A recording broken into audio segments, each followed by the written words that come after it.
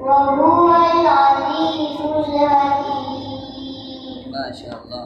يا أيها الناس اذكروا نعمة الله عليكم هل من خالق غير الله يرزقكم من السماء والأرض لا إله إلا هو فأنى تؤفكون وإن يكذبوك فقل الرسل من قبلك وإلى الله ترجع الأمور.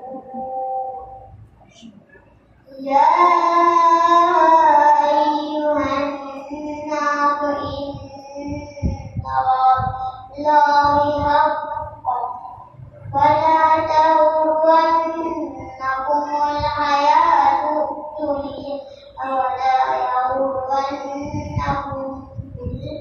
بالغرور إن الشيطان لكم عدو فاتخذوه عدوا إنما يدعو حزبه ليكون